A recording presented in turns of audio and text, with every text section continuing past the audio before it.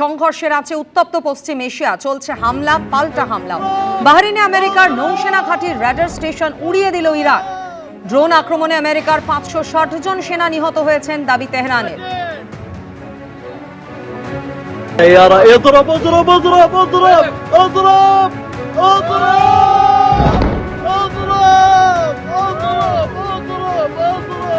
অন্যদিকে ইসরায়েলের জনবসতিতেও হামলা চালানোর অভিযোগ ইরানের বিরুদ্ধে। আবুধাবির পোর্ট জায়েদে দেখা গেছে ধোঁয়ার কুণ্ডলী।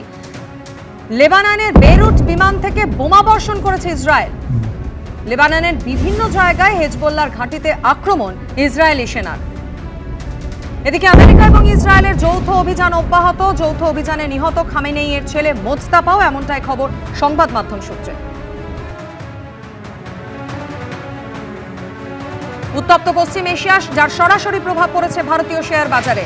বাজার খুলতেই 950 পয়েন্টের বেশি পড়েছে সেন্সেক্স। বাজার খুলতেই 250 পয়েন্টের বেশি নেমেছিল নিফটিও। এখনো শেয়ার বাজারে নিম্নমুখী দুই সূচক সেন্সেক্স এবং নিফটি। ইরান ইসরায়েলের সংঘর্ষের মধ্যেই আরও বেড়েছে অপরিশোধিত তেলের দামও।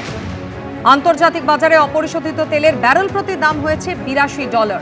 এর আগে আন্তর্জাতিক বাজারে তেলের দাম ছিল ব্যারেল পিছু $70। এসআইআর এর চূড়ান্ত তালিকায় 63.5 লক্ষ ভোটারের নাম বাদ গিয়েছে।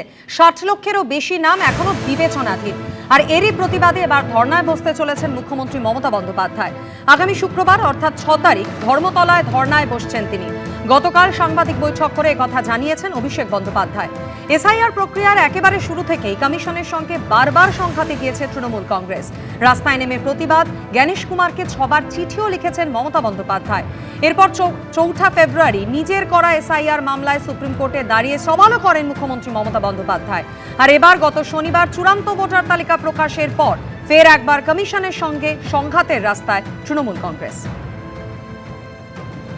6 তারিখ মেট্রো চ্যানেলে মমতা বন্দ্যোপাধ্যায় নিজে এই নিয়ে প্রতিবাদ কর্মসূচি নিয়েছে। তিনি অবস্থান বিক্ষোভ এবং ধর্নায় দুপুর 2টো থেকে নিজে বসবেন।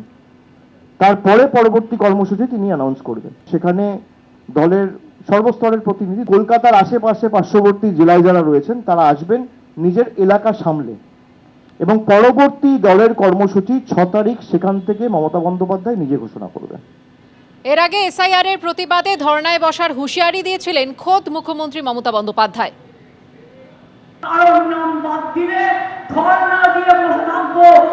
এখানে একজন স্বরাষ্ট্রমন্ত্রী আছে, এক চোখে তার দুর্যোধন আর এক চোখে তার দুঃশাসন। এসআইআর কোনো মতেই আটকানো যাচ্ছে না, এটা বুঝে মরিয়া হয়ে একটা কিছু করতে চাইছেন মুখ্যমন্ত্রী, কটাক্ষ করেছেন বিজেপি নেতা রাহুল সিনহা। এখন বুঝছে হাজার চেষ্টা করেও এসআইআর কে আটকাতে পারছে না। এসআইআর কে আটকাতে পারছে না, যে কারণে এখন একটা কিছু তো করতে হবে। সেই কারণে এখন পথে বসছে। এরপরে পথ থেকেই আউট হয়ে যাবে। পরিবর্তন যাত্রাকে ভয় পেয়েই তো পথে বসে গেছে, এরপর পথ থেকে আউট হয়ে যাবে। তৃণমূল ভবনে সাংবাদিক বৈঠক করে মমতা বন্দ্যোপাধ্যায়ের কর্মসূচি ঘোষণা করার পাশাপাশি অভিষেক বন্দ্যোপাধ্যায় কড়া ভাষায় নির্বাচন কমিশনকেও আক্রমণ করেন। পাল্টা জবাব এসেছে বিজেপির তরফে।